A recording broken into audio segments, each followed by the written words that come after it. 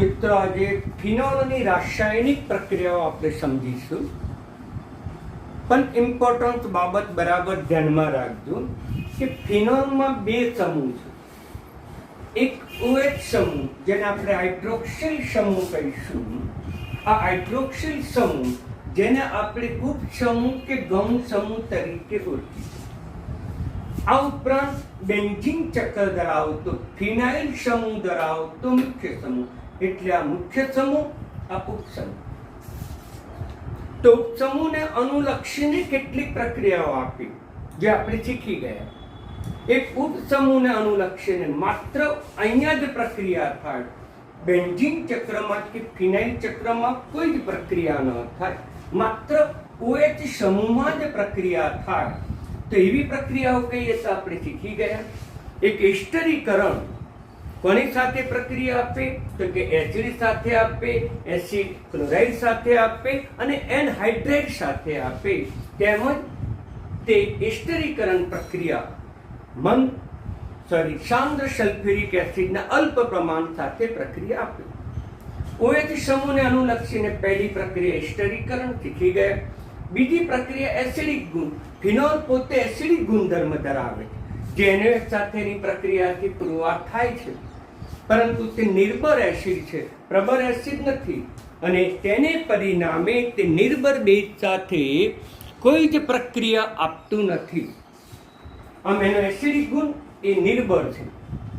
ધાતુ સાથે પ્રક્રિયા, એ ધાતુ સાથે પ્રક્રિયા આપે. વેરી મોસ્ટ ઇમ્પોર્ટન્ટ છે માત્ર ઝીંક સાથે જ પ્રક્રિયા આપે, બીજા કોઈ જ ધાતુ સાથે પ્રક્રિયા આપતું નથી. એટલે મિત્રો આની નોંધ તો તમે અવશ્ય રીતે કરતા જ રહેજો તમામ બાબતો. તેથી ઉપસમૂહને અનુલક્ષીને જો તમને પ્રક્રિયા પૂછે, મોટો પ્રશ્ન 4 ગુણનો, તો તમારે એસ્ટરીકરણ બતાવી દેવાનું, એક એસિડ સાથેની પ્રક્રિયા બતાવી દેવાની અને એક ઝીંક સાથેની પ્રક્રિયા તમારે બતાવવાની. ઝીંક સાથેની પ્રક્રિયા બતાવું છું પછી મિત્રો. હવે અહીંયા મુખ્ય સમૂહને અનુલક્ષીને ફિનાઇલ સમૂહને અનુલક્ષીને પણ પ્રક્રિયા થાય ને થાય.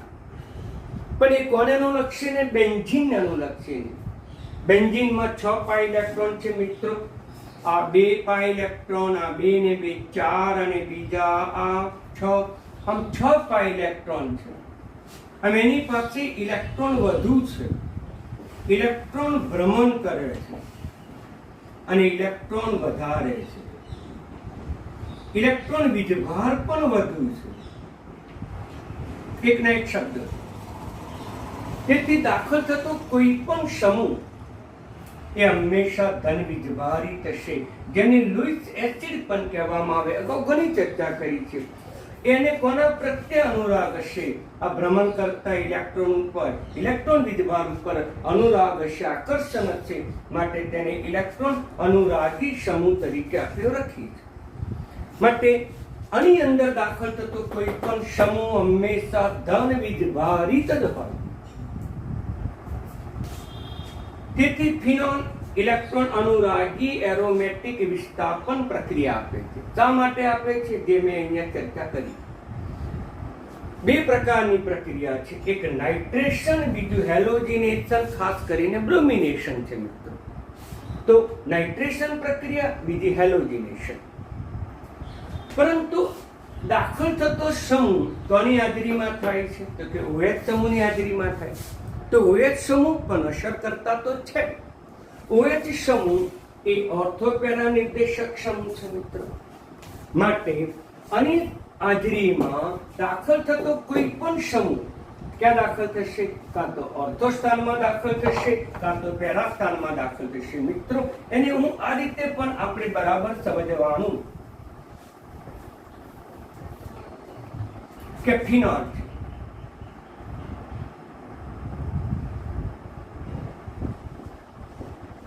દાખલ થતો સમૂહ ધન વીજભારી, ઇલેક્ટ્રોન અનુરાગી,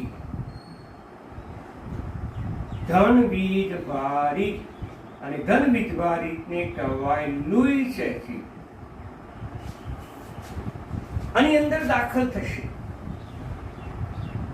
પણ ક્યાં દાખલ થશે? સંપાદન ઘટનાને પરિણામે OH ની સંપાદન ઘટનાને પરિણામે કોની ક્રિયાશીલતા વધતી હતી? તો કે ઓર્થોસ્થાનની ક્રિયાશીલતા અને પેરાસ્થાનની ક્રિયાશીલતા વધી જતી હતી. માટે દાખલ થતો સમૂહ કાં તો ઓર્થોસ્થાનમાં દાખલ થાય અથવા તો એ ઓર્થોસ્થાનમાં ન દાખલ થાય, સાથે સાથે પેરાસ્થાનમાં પણ દાખલ થાય. આ ઓર્થો સમઘટક થયો. તો આ થયો એ પેરા સમઘટક. આમ ઓર્થોસ્થાનમાં દાખલ થાય, પેરાસ્થાનમાં પણ દાખલ થાય. બે સમઘટકોનું મિશ્રણ મળે. એકલી ઓર્થો શક્ય નથી કે એકલી પેરા એક સાથે બે નિપજ લખવી પડે, પરંતુ એનું ટકાવાર પ્રમાણ ભિન્ન છે. એની સાથે આપણે હાલ ધ્યાનમાં નહીં લઈએ, પણ મિત્રો તમે યાદ રાખો કે ફિનોલ બે પ્રકારની પ્રક્રિયા આપે. એક ઉપસમૂહ અને અનુલક્ષીની પ્રક્રિયા, ઉપસમૂહ, અને બીજો મુખ્ય સમૂહને. મુખ્ય સમૂહની થતી પ્રક્રિયા એ ઇલેક્ટ્રોન અનુરાગી છે. OH સમૂહની હાજરીમાં થાય છે. તેથી દાખલ થતો X કાં તો ઓર્થોસ્થાને દાખલ થાય અથવા તો પેરાસ્થાને દાખલ થાય. આમ બે સમઘટકોનું આપણને મિશ્રણ મળે. સંપૂર્ણ પ્રક્રિયા કરું તો ortho para ortho, ortho para ortho, આમ આપણને વિવિધ પ્રકારની નિપજો અવશ્ય રીતે પ્રાપ્ત થાય મિત્રો. એટલે બરાબર તમે ધ્યાનમાં રાખજો. હવે એક આ પ્રક્રિયા બાકી હતી મિત્રો, ઝીંક સાથેની પ્રક્રિયા. ઝીંક સાથેની તો ઇમ્પોર્ટન્ટ છે. ફિનોલ વત્તા ઝીંક ડસ્ટ.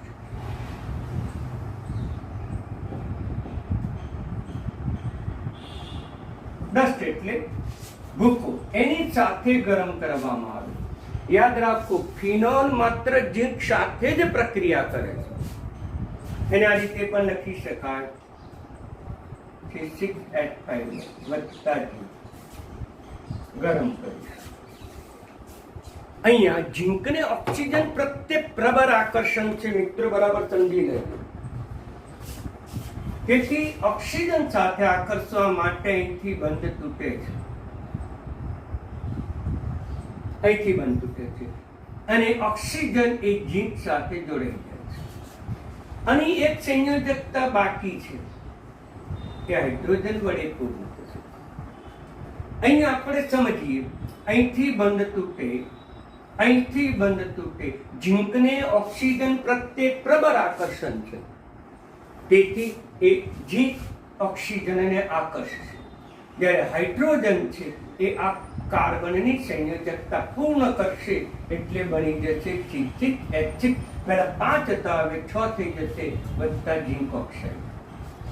એને આપણે આ રીતે પણ લખી શકીએ, બેન્ઝીન ચક્રને વત્તા ઝીંક ઓક્સાઇડ. આમ આપણને કઈ નિપજ પ્રાપ્ત થાય? બેન્ઝીન નિપજ મિત્રો પ્રાપ્ત થાય. આમ ફિનોલ બે પ્રકારની, ઉપસમૂહ, મુખ્ય સમૂહ, ઉપસમૂહની મેં બધી જ પ્રક્રિયાઓ સમજાવી. આજે આ બાકી હતી ઝીંકની હાજરીમાં થતી પ્રક્રિયા, જે ઇમ્પોર્ટન્ટ છે. તમે યાદ રાખો તો ઘણી વખત પૂછાયેલી છે રિએક્શન કે MCQમાં કઈ ધાતુ સાથે? તો માત્ર ઝીંક સાથે. ગરમ કરો તો શું મળે? માત્ર બેન્ઝીન. અને બેન્ઝીનની વિવિધ પ્રક્રિયાઓ આપણે શીખી ગયા છે ધોરણ 11 સાયન્સમાં. Chlorination, bromination, nitration, alkylation, સલ્ફોનેશન, acylation. તો આમાંથી વિવિધ પ્રકારની નિપજ બને. ક્લોરોબેન્ઝીન બને, બ્રોમોબેન્ઝીન બને, નાઇટ્રોબેન્ઝીન બને, બેન્ઝીન સલ્ફોનિક એસિડ બને, ટોલ્યુઇન બને, એસિટોફિનોલ પણ બને. મિત્રો, તો આ બધી જ બાબતો તમારે ધ્યાનમાં રાખવી પડશે. એટલે પરિવર્તનોમાં બહુ અગત્યનું છે. ઓકે, એટલે ફિનોલની પ્રક્રિયા બરાબર સમજી લો. અને જેટલી મેં નોંધ કરાવી છે આજે, એ બધી નોંધ તમે કરજો. આ પ્રક્રિયા પણ અવશ્ય લખજો મિત્રો. હવે આપણે ફિનોલની વિવિધ પ્રક્રિયાઓ, કઈ મુખ્ય સમૂહમાં થતી પ્રક્રિયા, ઇલેક્ટ્રોન અનુરાગી એરોમેટિક વિસ્થાપન પ્રક્રિયા આપણે સમજીશું. એટલે બેન્ઝીનમાં દાખલ થતો કોઈ પણ સમૂહ એ પોતે ધન વીજભારિત જ હશે.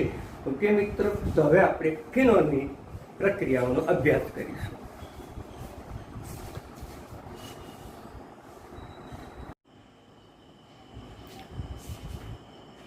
ફિનોલની ઇલેક્ટ્રોન અનુરાગી એરોમેટિક વિસ્થાપન પ્રક્રિયા.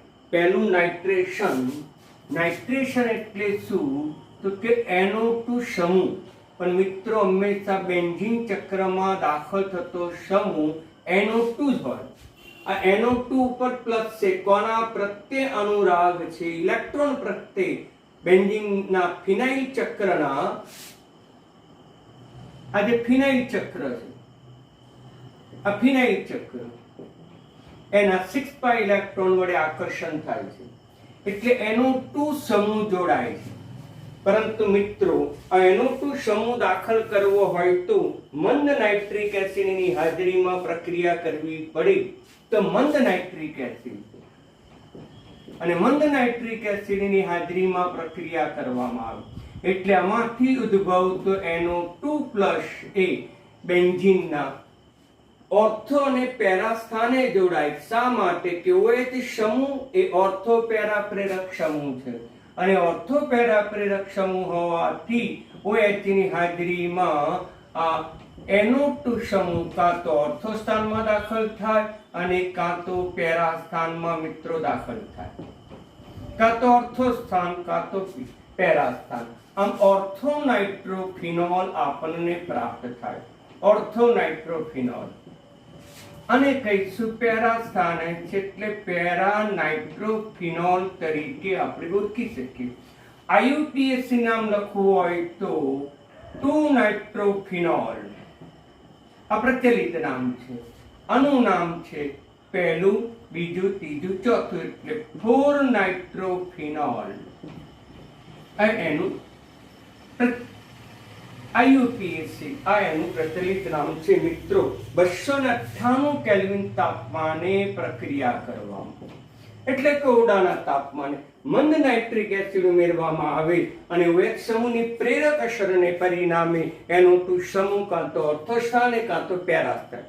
સામાન્ય રીતે નાઇટ્રેશન માટે સલ્ફ્યુરિક એસિડ ઉદ્દીપક વપરાય છે, પરંતુ એમાં ફક્ત બેન્ઝીન ચક્ર હોય અથવા તો બેન્ઝીનની ક્રિયાશીલતા ઘટાડતા સમૂહ હોય, જેમ કે મિથાઇલ સમૂહ, ઇથાઇલ સમૂહ, મિથોક્સી સમૂહ, તો સલ્ફ્યુરિક એસિડની જરૂર પડે.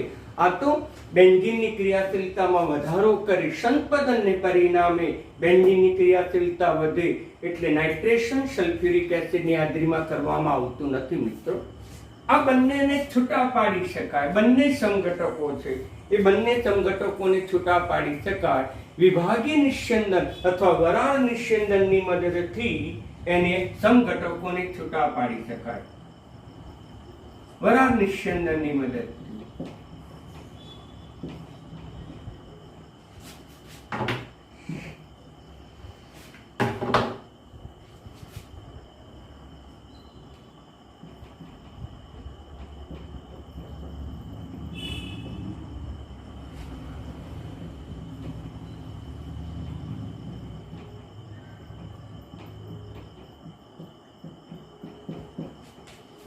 સમજો મિત્રો, વરાળ નિસ્યંદનની મદદથી એને છૂટા પાડી શકાય.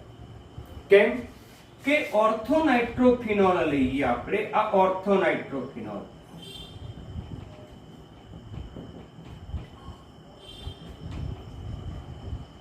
NO2 સમૂહ. NO2 સમૂહનું બંધારણ છે દ્વિબંધ. ઓક્સિજન સિંગલ બંધ ધરાવતા ઓક્સિજન ઉપર અબંધકારક ઇલેક્ટ્રોન યુગ્મ 3, દ્વિબંધ ધરાવતા ઓક્સિજન ઉપર અબંધકારક ઇલેક્ટ્રોન યુગ્મ 2. આ તો મેં અગિયાર સાયન્સમાં સમજાવેલું છે. તો પછી આ ફિનોલની અંદર રહેલો H એ આની સાથે H બંધ બનાવે છે. આ જે H બંધ બન્યું તેને અંતઃ આણ્વીય H બંધ તરીકે અથવા તો આંતઃ આણ્વીય H બંધ તરીકે મિત્રો ઓળખવામાં આવે છે. આ અંતઃ આણ્વીય H બંધ એની અંદર જોવા મળ્યું. પરિણામે અણુ વરાળમાં સરળતાથી રૂપાંતર થાય. એને આપણે કહી શકીએ શું કે એની ગલન બિંદુ નીચું મિત્રો, ઓછું. જ્યારે પેરાનાઇટ્રોફિનોલ તમે જુઓ તો પેરાનાઇટ્રોફિનોલ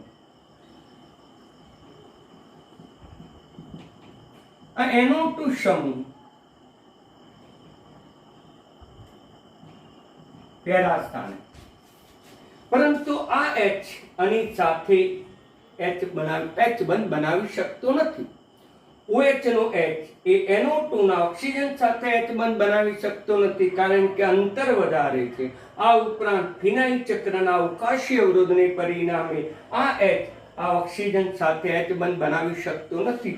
જ્યારે ઓર્થોમાં એ શક્ય બને છે, કારણ કે ઓર્થોનાઇટ્રોફિનોલ જે છે એ આ ઓર્થોનાઇટ્રોફિનોલમાં OH સમૂહ અને NO2 સમૂહ પાસે છે.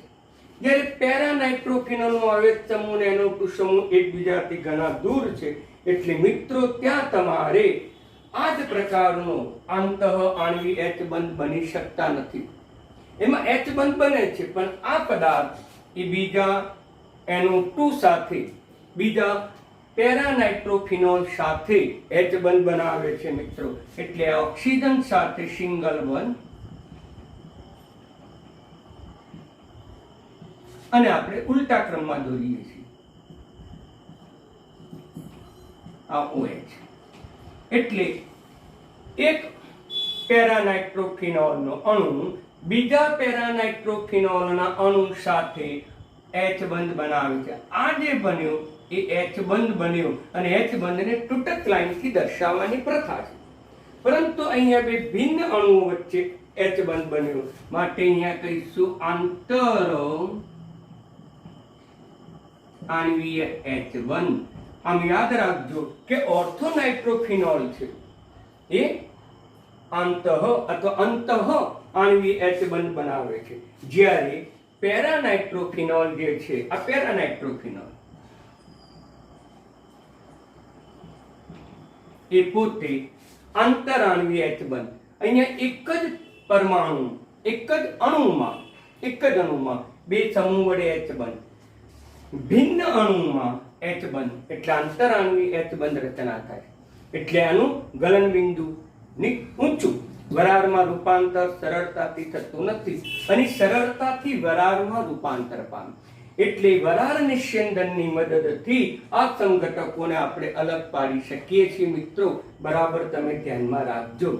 એટલે ઓર્થોનાઇટ્રોફિનોલમાં આંતઃ આણ્વીય H બંધ છે, જ્યારે પેરાનાઇટ્રોફિનોલમાં આંતરાણ્વીય H બંધ છે. જગ્યા સાયન્સમાં પણ આપણે સ્પષ્ટીકરણ કર્યું. હવે સંપૂર્ણ નાઇટ્રેશનની ચર્ચા કરીએ. સંપૂર્ણ નાઇટ્રેશન તો ફિનોલ.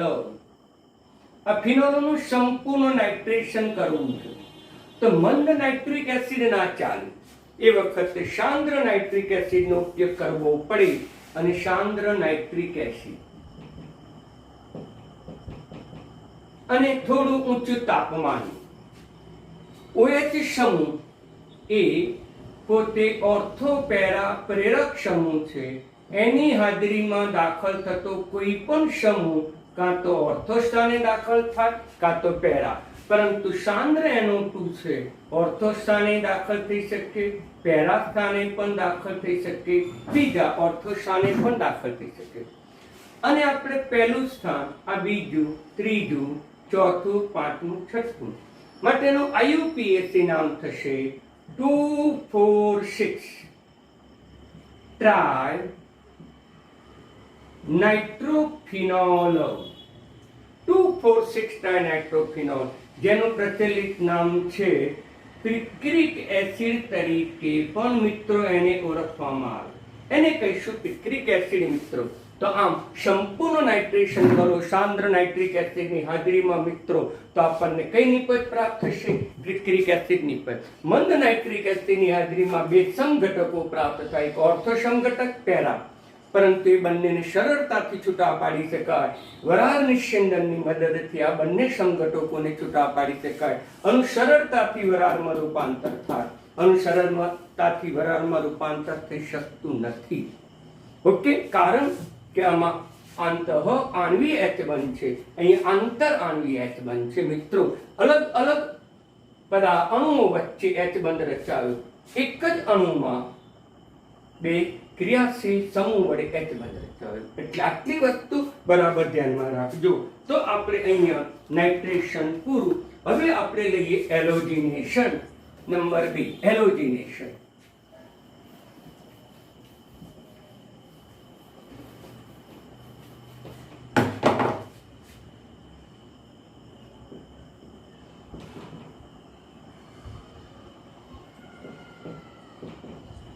એમાં ખાસ કરીને લઈશું બ્રોમિનેશન.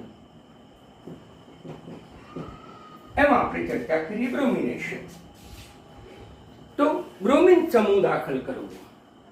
બ્રોમિનેશન કયો સમૂહ? Br, પરંતુ Br પ્લસ સમૂહ દાખલ કરવો એને કહીશું બ્રોમિનેશન. કારણ કે ફિનાઇલ ચક્રમાં દાખલ થતા સમૂહ મેં હમણાં સમજાયા તે મુજબ ધન વિધ ભારિતો જ હોય, લૂઇસ એસિડ હોય, ઇલેક્ટ્રોન અનુરાગી હોય. એક ફિનોલ એનું ધ્રુવીય દ્રાવક કાર્બન ડાયસલ્ફાઇડ અથવા CHCl3 આ બેમાંથી ગમે તે એક લો તો પણ ચાલે. આ બેમાંથી એક ધ્રુવીય દ્રાવકની હાજરીમાં Br2 જળ સાથે પ્રક્રિયા કરવામાં આવે તો મિત્રો આ ઓર્થોપેરા પ્રેરક સમૂહ છે. એટલે ઓર્થો સ્થાનમાં પણ સમૂહ દાખલ થશે, સાથે સાથે પેરા સ્થાનમાં પણ સમૂહ દાખલ થશે.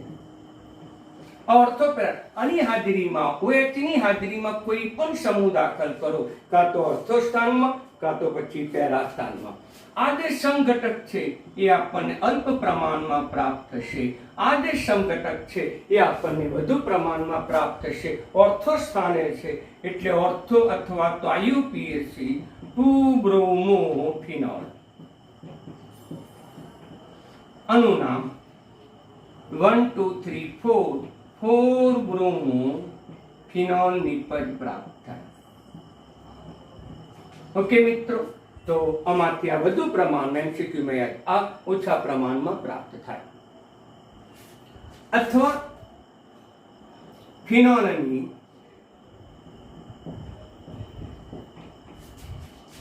FeBr3 ઉદ્દીપકની હાજરીમાં પણ જો બ્રોમિનેશન કરવામાં આવે તો પણ આપણને ઓર્થો સ્થાને અને પેરા સ્થાને આપણને નિપજ પ્રાપ્ત થાય છે. ઓકે, એકની એક નિપજ. પણ એ વખતે આપણે આ FeBr3 ઉદ્દીપક લઈએ છીએ અથવા તો આ રીતે આપણે ધ્રુવીય દ્રાવકનો ઉપયોગ કરી શકીએ. મોટા ભાગે આ જ પ્રક્રિયા કરવામાં આવે છે, જેને કારણે ઉદ્દીપકની કોઈ જરૂર પડતી નથી. ધ્રુવીય દ્રાવકની હાજરીમાં જ પ્રક્રિયા થાય. નંબર 2, સંપૂર્ણ બ્રોમિનેશન.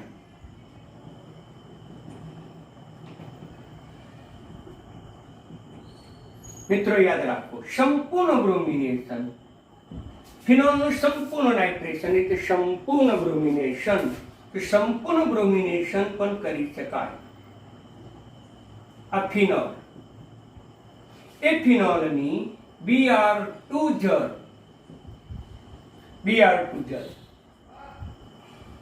અને Br2 જળની અંદર એક જ મોલ Br2 હોઈ શકે નહીં. એક કરતા વધારે Br2 જળ હોય, આપણે 3 Br સમૂહ દાખલ થાય એટલે 3 Br2 ની જરૂર પડે છે. સંપૂર્ણ બ્રોમિનેશન થાય છે એટલે Br સમૂહ ઓર્થો સ્થાને પણ દાખલ થાય, Br સમૂહ પેરા સ્થાને પણ દાખલ થાય, Br સમૂહ ઓર્થો સ્થાને પણ દાખલ થાય. માટેનું નામ થાય 2,4,6 ટ્રાયબ્રોમોફિનોલ, જે આપણને સફેદ ઘન સ્વરૂપમાં અથવા બીજી પરિભાષામાં અવક્ષેપ તરીકે પ્રાપ્ત થાય છે. માટે પ્રયોગશાળામાં આ જે કસોટી છે એ ફિનોલની નિર્ણાયક કસોટી છે.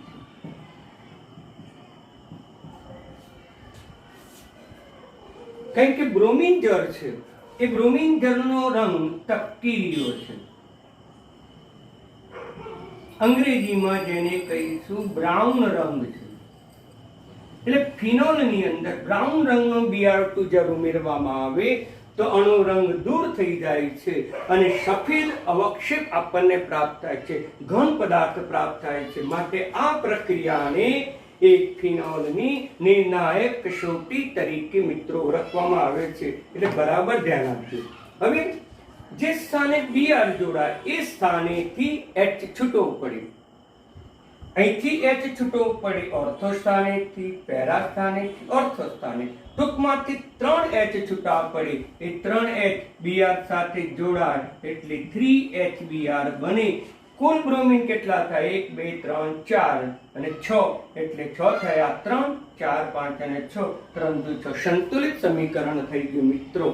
એટલે આપણને ફિનોલની નિર્ણાયક કસોટી પૂછે તો આજ તમારે કહેવાની કે બ્રોમિન જરૂર મેળવવામાં આવે. બ્રોમિનનો તપકીરો રંગ એ ધીમે ધીમે દૂર થાય છે અને રંગ સફેદ રંગના અવક્ષેપ પ્રાપ્ત થાય, જે ફિનોલની નિર્ણાયક કસોટી તરીકે મિત્રો ઓળખવામાં આવે. આમ આપણે ફિનોલની ઇલેક્ટ્રોન અનુરાગી એરોમેટિક વિસ્થાપન પ્રક્રિયા બે છે. એક ફિનોલનું નાઇટ્રેશન અને બીજું ફિનોલનું બ્રોમિનેશન. જો બ્રોમિનેશન પૂછે તો પહેલી રિએક્શન, બીજી રિએક્શન લખવાની. નાઇટ્રેશન પૂછે તો મેં અગાઉ જે રીતે સમજાવ્યું તે રીતે સીધું લખી નાખવાનું. ઓકે મિત્રો, તો અગત્યની હતી ઇલેક્ટ્રોન અનુરાગી એરોમેટિક વિસ્થાપન પ્રક્રિયા. હવે ફિનોલની અન્ય પ્રક્રિયાઓની પણ આપણે ચર્ચા કરીશું. આટલી નોંધ બરાબર તમે તમારી નોટમાં કરતા રહેજો. MCQ માટે પણ આ તમે ધ્યાનમાં રાખજો. આનું આ UPSC નામ અને પ્રચલિત નામ પણ યાદ રાખજો મિત્રો. એટલે ઇમ્પોર્ટન્ટ હતું. એટલે આપણે આજે આટલી જ વસ્તુ ધ્યાનમાં રાખીશું. એટલે આની નોંધ બરાબર ઉતારજો. બાકીની ફિનોલ સમૂહની જે પ્રક્રિયાઓ છે એ આવતીકાલે આપણે ચર્ચા કરીશું. અસ્તુ, ધન્યવાદ.